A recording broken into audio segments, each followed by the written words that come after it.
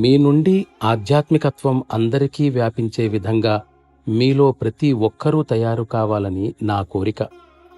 ఎక్కడికి వెళ్ళినా అక్కడ మీదైన గాఢ ముద్రను వేయగలిగే విధంగా మీరు తయారు కావాలి.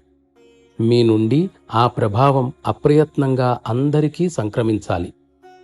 నేనెవరిని చూశానో వారు మంత్రముగ్ధులైనారు. నేను ఎవరిని గురించి తలిచానో వారు ఆకర్షితులయ్యారు.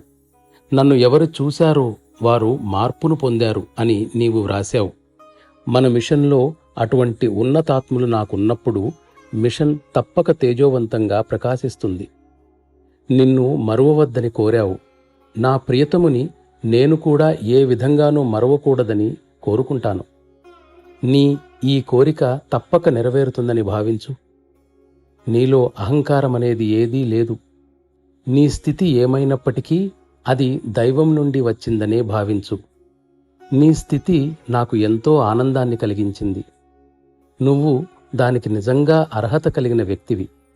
ఆ విధంగా కాకుండా చాలామంది నా వద్దకు వస్తూ ఉంటారు, వెడుతూ ఉంటారు. కాని నన్ను కూడా తనతో ఎవ్వరూ తీసుకునిపోరు. నీవు నిజంగా నన్ను నీతో తీసుకునిపోయావు. నీ ప్రస్తుత స్థితి నీ పనికి అవరోధంగా మారితే లేదా భరింపశక్యం కానిదైతే నాకు తప్పక వ్రాయి. నేను దాన్ని మార్చగలను.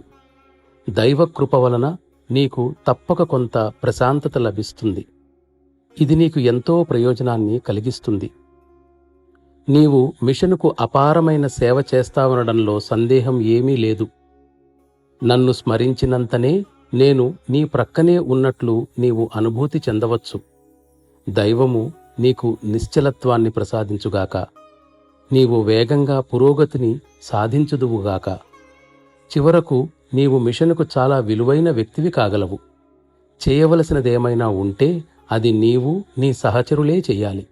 ఏది ఏమైనప్పటికీ నేను ఆధ్యాత్మిక బీజాన్ని నాటాను. అది వృక్షమై త్వరలోనే తప్పక ఫలిస్తుంది. కాని దాని సంరక్షణ బాధ్యత ఇప్పుడు మీ అందరిపైనా ఉంది. నీ మిత్రులకు నీవొక సజీవ సందేశంగా అయినందుకు భగవంతునికి ధన్యవాదాలు. వారు ఈ మిషన్ యొక్క ప్రాముఖ్యతను అర్థం చేసుకోవడానికి అది సరిపోతుంది.